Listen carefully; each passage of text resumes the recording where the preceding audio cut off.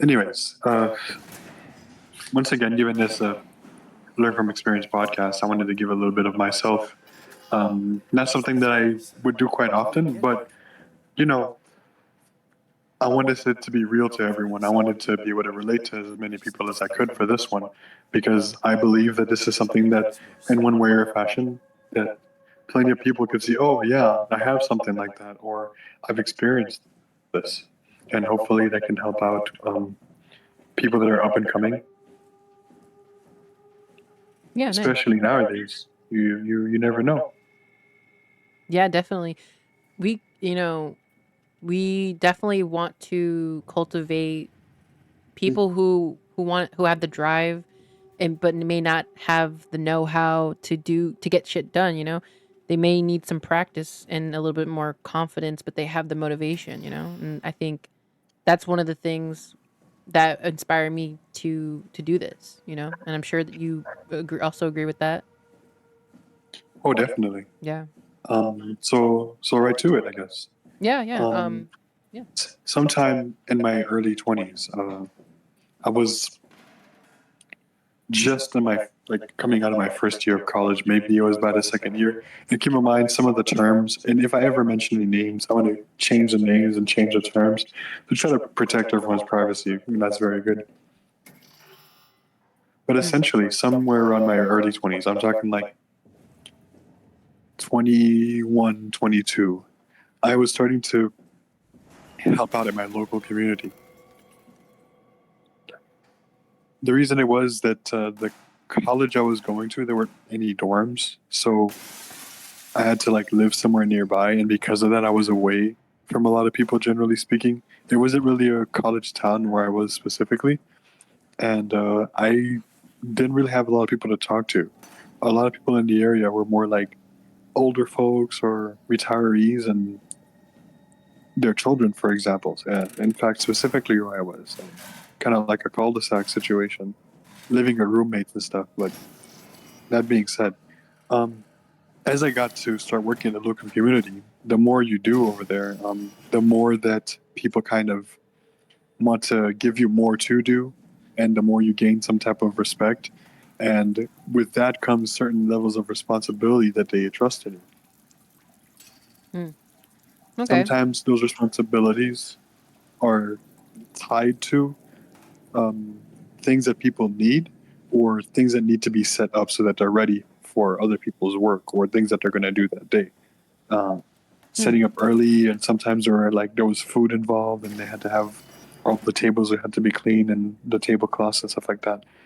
And eventually, it got to the point that it given responsibilities that uh, me doing a poor job or failing at it would cause like a domino effect for a lot of other things in the local community. You start to like taper off, or to start to like fall apart. Okay. At some point, um, I started having this thing happen where I would make mistakes regularly enough that it became a problem. I was messing up in the jobs that I had to do regularly enough that it started messing up other people, and they were asking themselves, like, "Hey, Circus, what's going on? Yeah. We need this stuff now, or we need this stuff to happen, and it's not happening. What's going on?" And ultimately, what was going on is that the more I started to see that people relied on me, the more that I started to see that my position could lead to like bad things happening, uh, the more I messed up, because there was this type of pressure. Because I was afraid of failing everyone, because I was afraid of like um, making mistakes, uh, because I was afraid of like what it would mean if I was no longer able to be part of the community, like I was like pushed out or kicked out because I messed up so bad at some point. The more I messed up, Yeah. Fear of being an and outcast.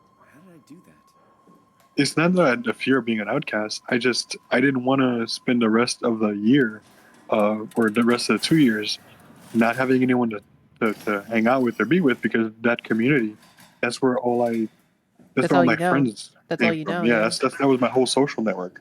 Yeah, but I think there's all well, not that you're the type of person to really. cling to like people or like cling to a community just for the sake of not being alone, because I don't think you're that kind of person. Um, maybe a better way to describe it would be like a fear of like letting people down, maybe like letting down people that you cared about. I mean, imagine like I'm far away from all my family because I was like, let's say in this case, several states away, in an area I don't know, Yeah. in a group of people I don't know. Their culture is slightly Oh yeah, different than yeah. mine. It wasn't so much that I was afraid of being alone, is that at the time, if it wasn't for times that I was speaking to teachers or other students, specifically when I was in the class, or like times that I was speaking to either the person at the cash register when I was buying stuff at the store, or getting like food at like the person taking my order, I would talk to no one. So like Yeah. during the So weekends, for example, yeah, go we're for it. well, I just want to say like it's just we're human beings, we're wired to want to connect.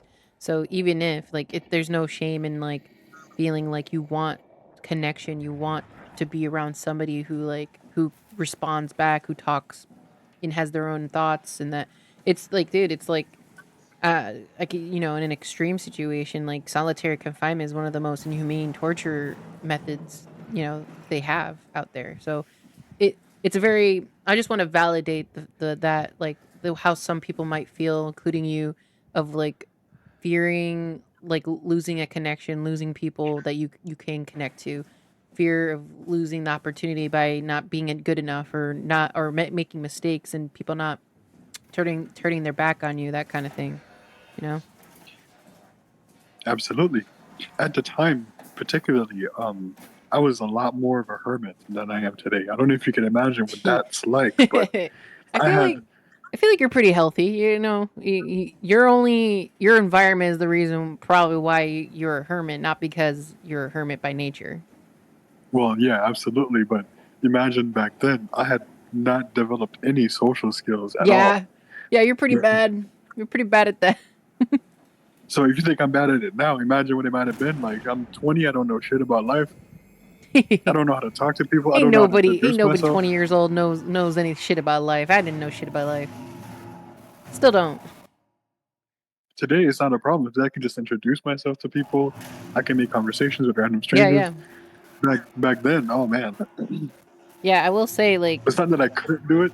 It's not that I couldn't do it. Is that I would easily have some type of mini panic attack, like later that night. I'm like crawling in bed, like living life with people.